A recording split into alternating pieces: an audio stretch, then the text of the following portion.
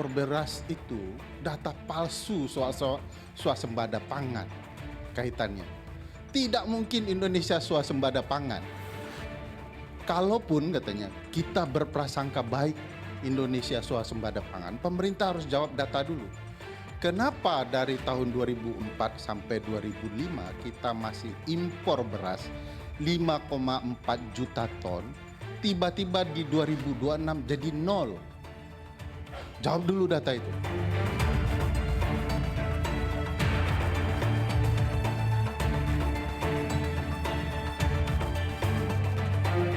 Kami LBH Tani Nusantara melaporkan Bapak Ferry Amsari atas dugaan tindak pidana pasal penyebaran hoaks dan penghasutan.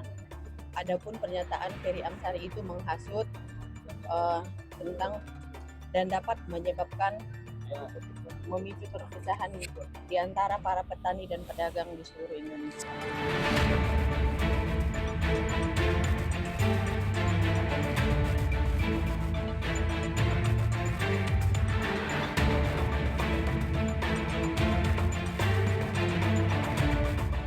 Postingan di sebuah akun termasuk beberapa screenshot tentang menyampaikan kata-kata bohong. Jadi kalau kita berbicara tentang hoax, terus ada suatu program yang sebenarnya sudah dilaksanakan menyatakan di dalam unggahan itu tidak benar. Nah ini yang kita coba.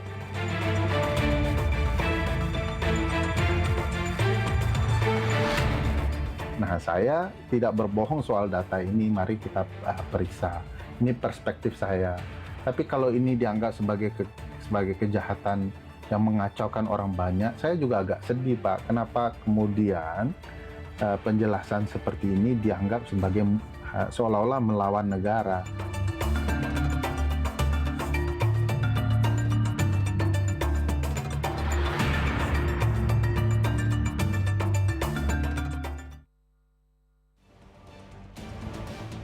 Disiarkan langsung dari Studio 2 CNN Indonesia. Inilah Head to Head with Elvira. Selamat malam. Pernyataan pakar hukum tata negara Ferry Amsari soal swasembada pangan memicu perdebatan. Ia menilai klaim pemerintah harus dibuktikan dengan data terbuka. Namun kritik ini kemudian berujung pada laporan ke polisi dengan dugaan penyebaran hoaks dan penghasutan.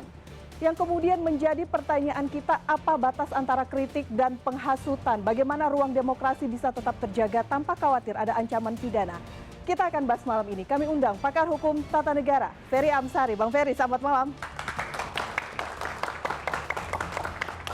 Apa kabar, Bang? Ya, kabar baik. Silakan, Bang Ferry di sebelah sini, sebelah kanan. Ya. Kemudian saya undang tenaga ahli utama Badan Komunikasi Pemerintah Kurnia Ramadana. Selamat malam, Mas Kurnia. Silakan bergabung. Malam baik. Mas Kurnia, silakan. Ya. Kemudian kami undang Direktur Eksekutif Lingkar Madani, Ray Rangkuti. Bang Ray, selamat malam. Malam. Siapa? Sehat ya ini. Silakan Bang Ray. Yuk, makasih banyak. Kami juga undang Ketua Umum LBH Tani Nusantara, Ito Simamora. Kak Itos, selamat malam. Apa kabar, Kak? Selamat datang, silakan.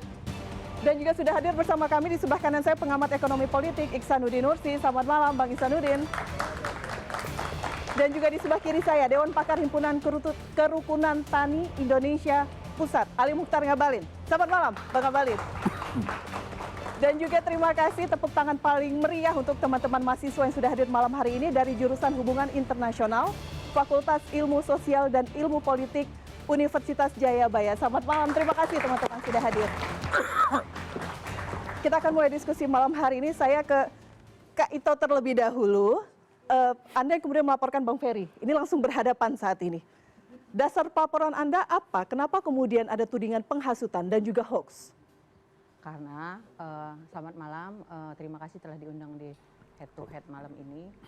Kami dari LBH Tani Nusantara melaporkan Bang Ferry karena di situ ada pernyataan sesat tanpa tanggung jawab. Karena kami kan punya data yang jelas untuk melaporkan Bang Ferry. Mungkin itu. Oke. Pernyataan yang mana kemudian dianggap sesat dan tidak bertanggung jawab? Bahwa pemerintah bohong atas dasar swasembada itu. Itu. Oke, itu pernyataan yang disampaikan Bang Ferry pada saat? Ada di website, ada di TikTok, ada di sosmed pribadinya. Oke, baik. Jadi itu yang kemudian dianggap menyesatkan. Iya. Oke, data yang Anda miliki berbeda dengan apa yang disampaikan oleh Bang Ferry Iya, soalnya kami kan dapat data itu dari BPS. dari BPS. Ya. Oke, baik. Saya ke Bang Ferry sekarang. Apa yang Anda sampaikan kepada publik dianggap menyesatkan, datanya nggak benar karena ternyata Mbak Ito punya data asli versi BPS. Data asli versi BPS ya. Sebenarnya mudah menjelaskan soal data dari saya. Pertanyaannya data dari pemerintahnya yang mana yang detail. Data detail saya misalnya itu bisa di cross check dari Kementerian Pertanian misalnya di 2024. Kementerian Pertanian itu mengumumkan. Nanti bisa dicari open source-nya. Bahkan ditulis oleh satu media, Kompas ya. Judulnya soal swasembada pangan RI dan data OECD FAO. Di tulisan itu dijelaskan Kementan RI pada tahun 2024 mengumumkan bahwa swasembada pangan itu akan terjadi di 2029. Nah, ketika presiden baru terpilih dan menyusun kabinet, menunjuk Pak Andi Amran Sulaiman untuk jadi menteri, pertanyaan pertama yang diminta kesanggupan kepada Pak Menteri Amran adalah, sanggupkah 4 tahun dari sekarang swasembada pangan? Dijawab Pak Andri Sulaiman, sanggup. Itu maknanya 2029, matching nih datanya. Tapi menurut Pak Andi Amran Sulaiman dalam sebuah podcast di sebuah televisi, yang juga open source bisa dicari sekarang ucapan beliau, tiba-tiba Pak Prabowo berpidato bahwa swasembada harus dipenuhi 3 tahun. Pak Andi Amran bilang dia terkejut, lalu minta bertemu presiden. Harapan beliau adalah presiden mengubah sikap menjadi seperti di awal, yaitu 4 tahun. Ternyata menurut Pak Andi Amran Sulaiman ketika bertemu, presiden menargetkan 1 tahun swasembada pangan dari 2025, yaitu 2026. Kata Pak Andi Amran, ya bisa sampai pingsan saya katanya mendengar 1 tahun itu. Nah, ini datanya lebih menarik karena berdasarkan instruksi presiden dan peraturan perundang-undangan. Satu peraturan perundang-undangan, Undang-Undang 18 tahun 2012 tentang pangan mengatakan beda pangan dan beras. Pangan itu komoditi pangan kita, tidak hanya beras. Dari perbedaan itu maka juga beda antara swasembada pangan dan swasembada beras. Dalam dialog itu Pak Menteri mengatakan begini, katanya karena kita konsumsi beras banyak, hampir 90% orang Indonesia konsumsi beras, maka swasembada beras harus dimaknai sebagai swasembada pangan. Bertentangan dengan Undang-Undang 18. Lebih menarik adalah karena ini dipercepat ya dari 4 tahun menjadi 1 tahun. Presiden mengeluarkan 2 instruksi, penjelasannya sebenarnya 3 kurang lebih sama. Instruksi Presiden nomor 2 2025 dan instruksi Presiden nomor 14 2025 yang dikeluarkan di antara pertengahan tahun 2025 hingga ujung tahun. Isinya adalah bicara bagaimana mempercepat dengan berbagai dukungan agar terjadi swasembada pangan. Yang terjadi kemudian dengan sangat cepat, belum sampai setahun, di awal Januari, 7 Januari 2026, hari Rabu, saya ingat, Presiden sudah mengumumkan swasembada pangan. Yang bagi saya, which is impossible ya, karena pangan terlalu banyak diimpor, terlalu cepat untuk dinyatakan swasembada pangan. Lebih aneh dan lucu bagi saya yang baca peraturan, setelah diumumkan 7 Januari 2026, Presiden mengeluarkan instruksi baru di bulan Maret nomor 2 tahun 2026 tentang percepatan swasembada pangan. Coba bayangkan, sudah diumumkan 7 Januari swasembada pangan, Presiden sendiri mengeluarkan instruksi percepatan swasembada pangan. Lah yang diumumkannya apa? Kok masih ada keinginan untuk mempercepat swasembada pangan? Dan ini waktunya belum sampai 1 tahun. Jadi wajar sebenarnya Pak Menteri Pertanian bisa pingsan ya, menurut keterangan beliau sendiri. Dan lini masa ini kemudian yang menyebabkan Anda mengatakan Mempertanyakan ada apa, tidak mungkin ini masalah dari target yang bahkan dari data OECD FAO ya, itu swasembada pangan akan terjadi 2029 hingga 2033. Itu data, Mbak. Pertanyaan saya, ini data saya. Kalau saya dibilang hoax dengan data ini, data clear BPS itu yang mana? Misalnya yang saya tanya kepada Pak Menteri, oke kita swasembada beras ya, sebutkan kemudian di lahan mana kemudian terjadi panen yang berkali lipat 3 hingga 4 kali panen. Mana datanya? Kita bisa bantu lihat sawahnya. Data penelitian IPB University menunjukkan ada permasalahan serius dengan jumlah lahan. Karena per tahun 100.000 hektar hingga 150.000 hektar sawah hilang, berganti. Jikapun ada penambahan jumlah lahan baru di tempat lain, itu tidak akan menutupi kekurangan 40.000 lahan.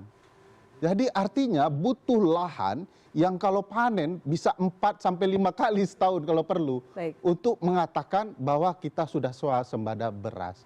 Jadi tunjukkan ke saya di mana lahannya berkali-kali panen itu. Kalau tidak, wajar saya mempertanyakan itu. Oke, baik, Bang Ferry. Sekarang kita berbicara mengenai data. Data BPS versi Anda seperti apa? Data BPS versi saya itu, yang mana bentar ya. Cadangan beras itu di tahun sekarang, apalagi kan baru diumumkan juga dia udah ada swasembada, ada stok kita 5 juta ton untuk saat ini.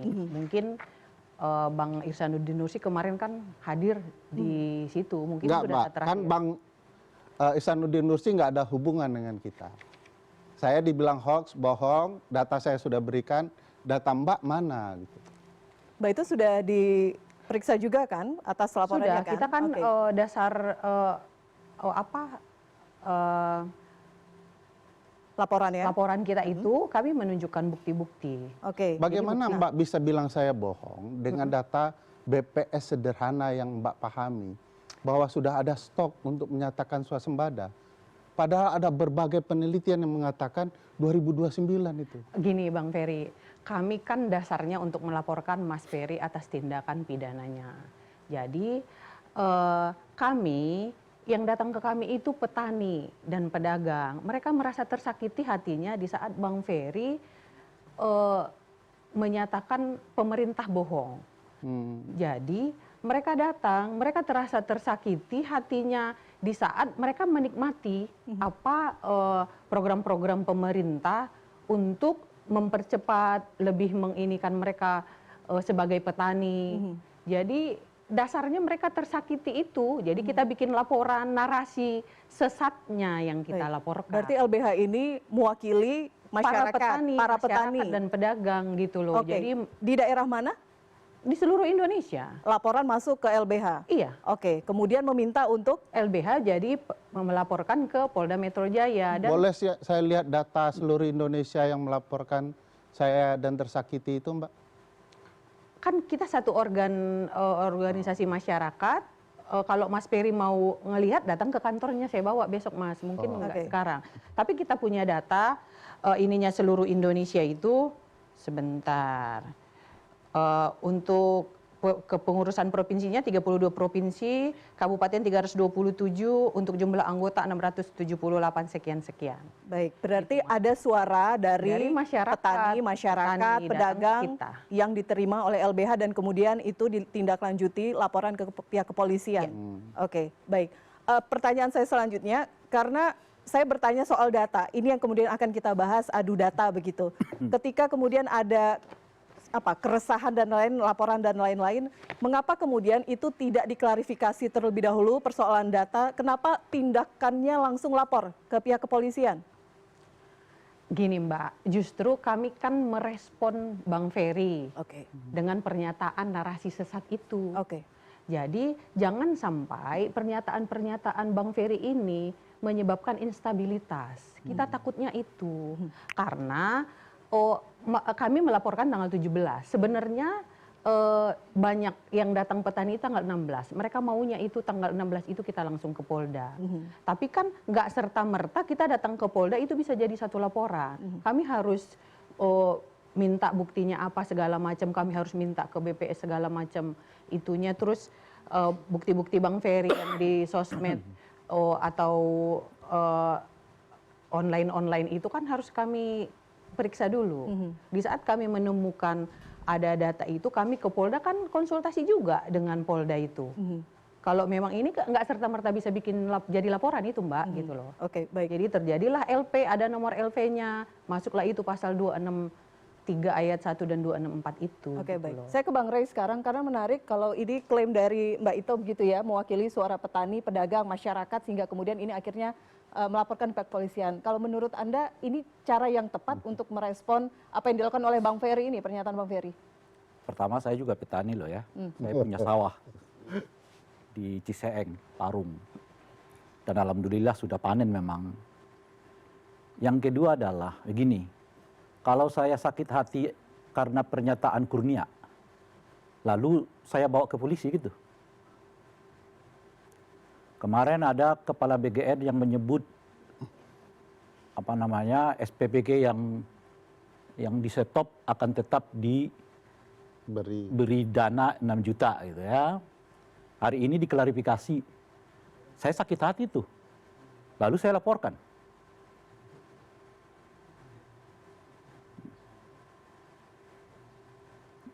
Jadi kalau karena sakit hati jadi dasar pelaporan-pelaporan, repot kita ini. Gini Mbak, gini. Kita negara hukum, ya kan? Jadi hukum itu track, ada pembatasan, apalagi Mas Ferry orang hukum juga. Jadi ada aturan-aturan di dalamnya. Kebebasan itu esensinya tanggung jawab. Makanya kalau memang Bang Ferry ini soal data, ya dibuktikanlah nanti. Nah, oke. Saya dulu ya. Karena tadi kan ke saya tadi itu. Saya khawatir pernyataan negara hukum lalu saling melamporkan itu dianggap bahwa itu adalah menunjukkan bahwa kita ini taat hukum. Besok saya laporkan ini, saya laporkan itu, saya laporkan itu. Ya kan? Beliau melaporkan Ferry, Ferry melaporkan beliau, nanti beliau melaporkan ini, semua saling lapor. Lalu kita mau nanyakan bahwa itulah negara hukum. Kan ada dasarnya Bang, kayak yang aku bilang, kalau orang melaporkan ke polisi itu nggak mungkin diomong-omong, pasti ada dasarnya. Iya. Soal apakah dasarnya itu benar atau tidak nanti di pengadilan diuji. Iya. Oke? Tapi saya nggak bicara itu. Saya bicara kalau you lapor, dan you menganggap itulah yang disebut negara hukum. Pada dasarnya kita sedang bermasalah. Justru di dalam hukum itu ada check and balance Bang. Jadi ada aturannya. Kalau ini keluar kacau negara kita ini. Yang kacau justru itu. Bang Ferry itu narasi sesat. Yang kacau itu. Langsung berbicara bahwa pemerintah itu bohong.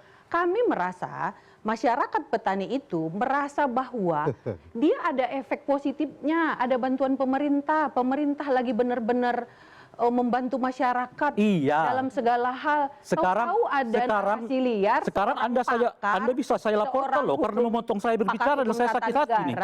Tapi meracau, ngaco ngomongnya, bisa instabilitas. Saya dipotong oleh beliau berbicara dan saya sakit hati dan saya bisa laporkan loh.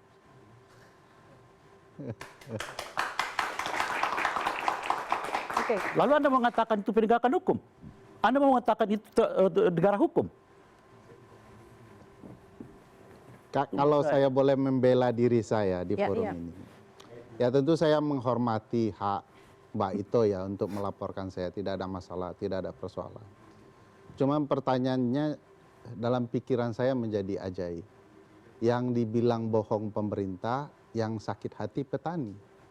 Saya tidak bilang sawah dan pertanian gagal. Saya bilang pernyataan surplus beras, swasembada pangan beras sudah menjadi pertanyaan yang sederhana karena ada di Undang-Undang 18.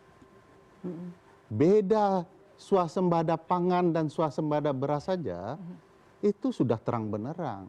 Pak Menteri mengatakan kalau orang Indonesia banyak makan beras, ya artinya swasembada pangan. Itu sudah salah tuh. Di dalam konsep undang-undang. Di nalar instruksi presiden yang terjadi juga bermasalah. Gini, Jadi tunggu kalau dulu, menurut tunggu dulu, pengetahuan Mbak. saya, Kakak bilang saya bohong. Saya meresahkan orang. Sehingga ini berbahaya. Pertanyaan saya dari tadi tidak jawab, kakak jawab. Mana kemudian data-data dari sekedar pernyataan BPS swasembada? Data detailnya mana? Baik. bisa dilihat Bang di data BPS, Ya sebutkan di Kak. FAO, mungkin Iya. bisa Saya pakai data OECD FAO juga. dicek Mas juga gitu loh. Oke, Loh, baik. kakak yang menuduh saya, tapi kakak suruh saya cek. Kakak buktikan. Sekarang bawa nggak data-datanya? Bawa, Bang. Nah, coba Nah, sebutkan. bacakan. Baik, sambil menunggu data-datanya, pertanyaan Bang Ferry tadi. Bang Ferry menuduh pemerintah berbohong begitu Ya. ya, tentang swasembada pangan. Apakah betul pemerintah berbohong tentang swasembada pangan? Kami akan bahas usai jeda. Tetap bersama kami di Head to Head with Elvira. Awas-awas.